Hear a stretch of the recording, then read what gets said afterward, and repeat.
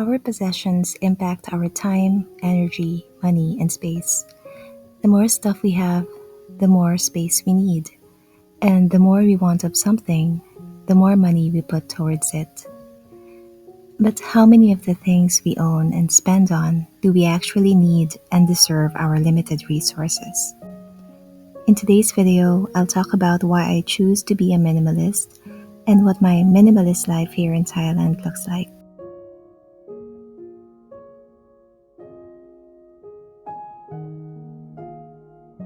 For most people, a house is the most expensive investment they'll ever make. Housing costs take up nearly 40% of a person's average expenses. The bigger the house, the steeper the price to buy or rent it. There are even some people who have to rent extra storage space if their home isn't enough. In fact, over the past 40 years, the self-storage industry has been one of the fastest growing sectors in the US commercial real estate industry. Being able to live comfortably in a smaller home provides more financial flexibility and stability. But it requires taking an inventory of what you own and determining if they're worth taking up more space than they deserve. I used to complain that my house was too small for me.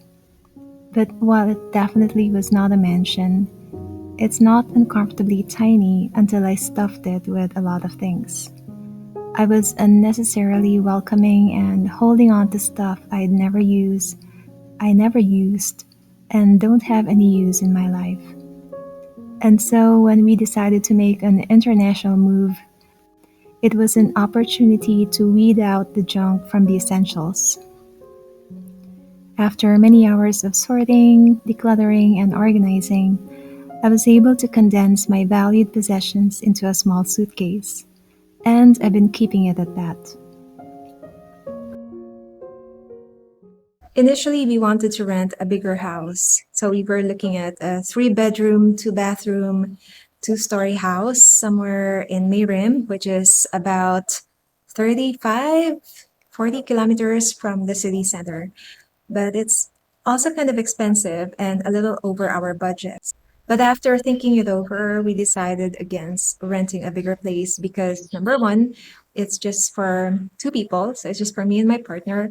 And number two, we don't really have a lot of stuff and we had no plans of buying more stuff just to fill up the home and make it seem less bare.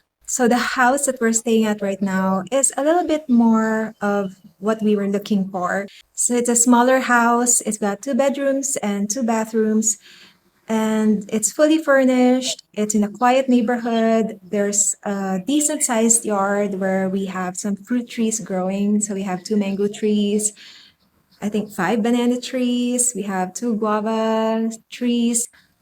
And there's also a community saltwater pool, which is about a 20-minute walk from our house. So it's perfect. It's not big as what we were initially thinking of renting, but it's just right.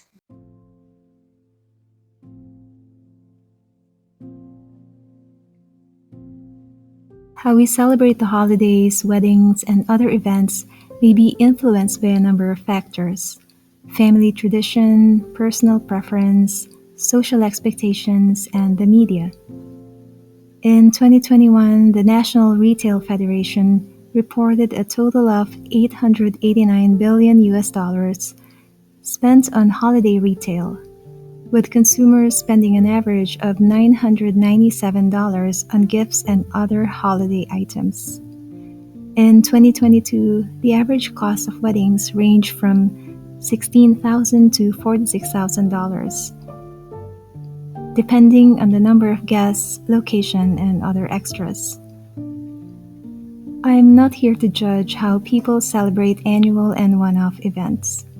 It is a personal thing, and it's not my place to make anyone think differently. Each to their own, and I respect that. I myself was a bit excessive in the past and even took out a loan to celebrate my son's 14th birthday at Legoland. I can name a few more times when I went over my budget during the holidays. and I was paying for it even many months after. But over the years, I have realized that just because I spent more, it didn't make the occasion more significant. The price tag didn't have a huge impact on my level of happiness, but it sure put a dent on my wallet.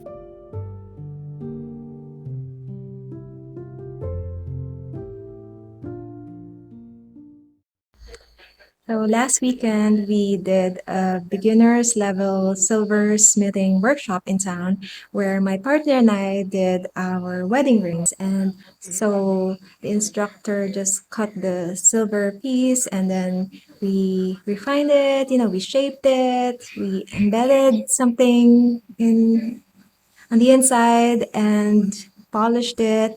And yeah, I think it turned out pretty good. So we plan on keeping our wedding simple and low key. And in fact, for about 3 years now, we stopped buying each other gifts during holidays or birthdays. And instead, we spent a little something for a shared activity, such as camping trip or a road trip to another town or another province. And then last March for my birthday, we stayed at a guest house, and it's actually where I am filming right now. This is the cafe section of the guest house, and let me give you a little tour of this place to give you an idea what it's like here. So this is their art space, and the entire ground in this area is covered in sand, as you can see. So it's like walking on the beach. And they have dried flowers and ceramic pots on display here. And that's the view of their pond. And more pots and dried flowers over here.